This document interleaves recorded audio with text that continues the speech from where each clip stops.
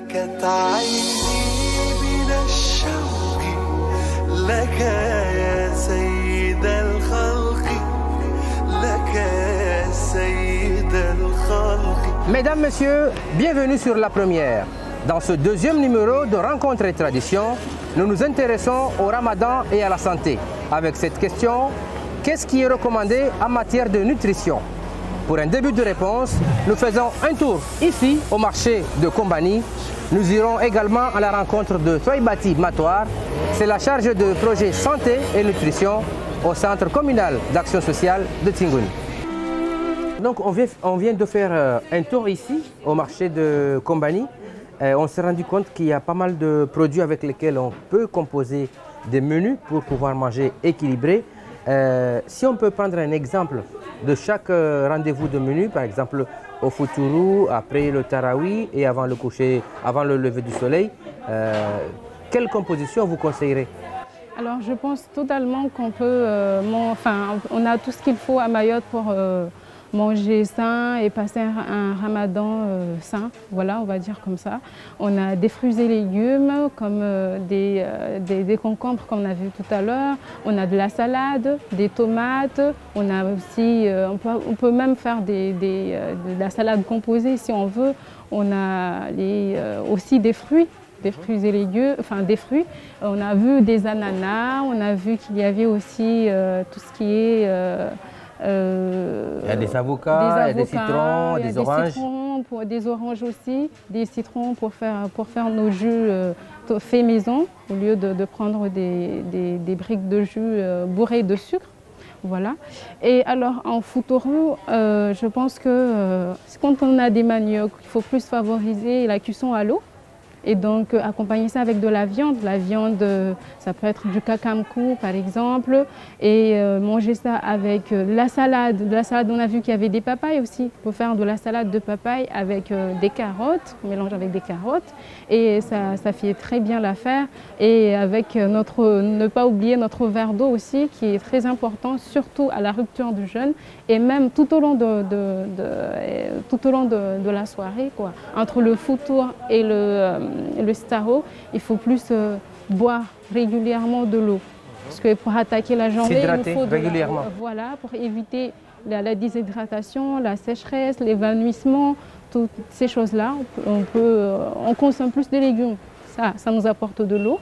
Et donc, avec un verre d'eau ou des jus faits maison, ça peut faire l'effet. Alors, on sait que beaucoup de personnes aiment bien manger après le Tarawi. Qu'est-ce qu'ils peuvent bien manger qui serait sain aussi? Alors, après le Tarawi, on peut en fait manger les restes de foutour. Par exemple, si on a fait des gâteaux, des crêpes kaki, moi j'adore les crêpes kaki, donc je le dis, les crêpes kaki, on peut manger ça avec notre verre de lait. Ou encore on peut manger nos fruits, par exemple, qu'on n'a pas pu manger.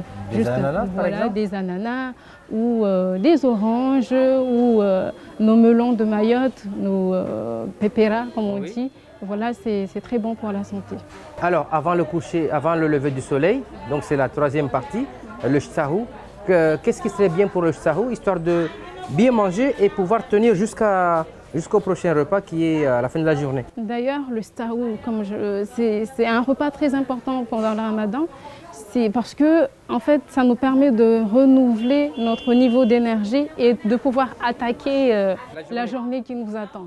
Donc si c'est parce que ça peut aller en métropole, ça peut aller jusqu'à 21 heures de jeûne. Oui. Donc c'est bien de pouvoir manger, j'ai envie de dire costaud, mais sans abuser. On prend notre riz comme d'habitude, qu'on va mélanger avec nos breads de mvungé par exemple, nos mafana, à mélanger avec de la viande de bœuf. Ça c'est bon aussi. Et aussi de prendre notre petite produit laitier à la fin.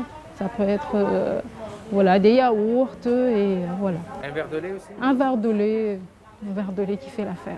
Donc voilà, merci beaucoup Madame Matoar Toybati. Merci à vous. J'espère que vos conseils seront suivis et qu'à la fin de ce mois de Ramadan, les gens seront taille fine, on va dire, qui vont garder la ligne, qui ne vont pas prendre des kilos en plus. Merci beaucoup à vous. En tout cas, c'est très gentil d'avoir répondu à nos questions. Et voilà, peut-être qu'on se retrouvera. Ramadan Moubarak à tout le monde. Merci beaucoup. Merci bien. Voilà, donc nous étions avec Matoar Toibati, qui est chargé de projet santé et nutrition au CCAS de Tsingoni, qui nous a apporté quelques précisions, notamment sur la composition.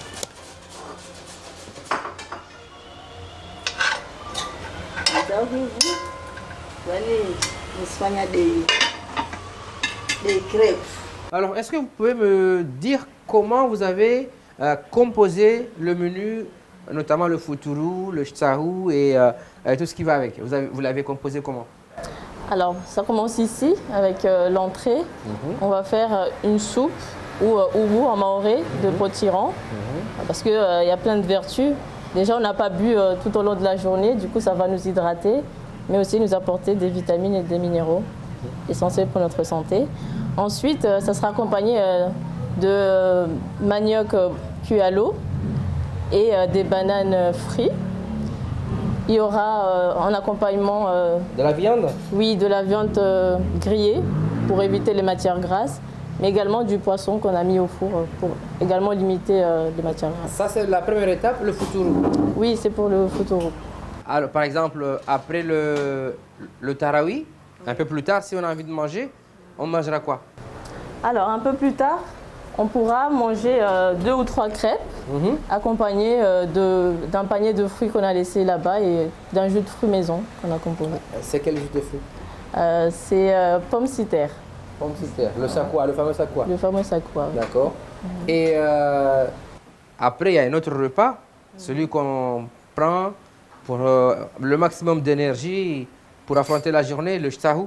Oui, oui. Alors, qu'est-ce qui est prévu pour le shtahu? Alors, pour le shtahu, on aura 2 choix.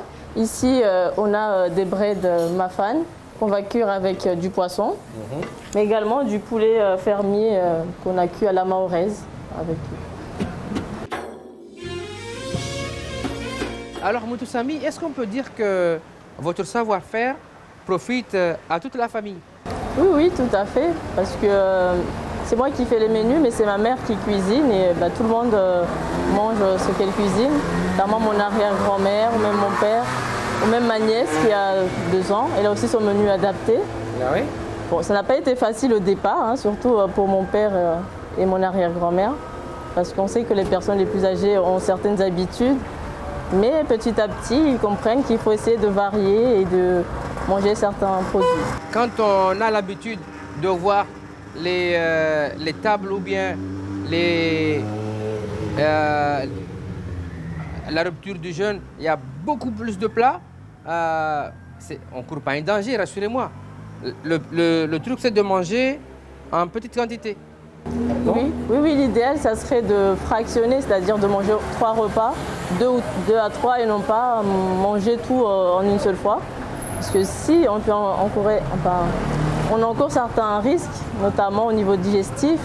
On peut avoir des reflux gastriques, on peut avoir des ballonnements, des maux de ventre, etc. Donc, surtout pour les personnes qui vont au tarawi, l'idéal c'est de manger assez léger, puis de continuer après le tarawi. Est-ce que franchement, d'après ce que vous avez vu, depuis que vous êtes là, est-ce qu'à Mayotte, on peut manger sainement et équilibré?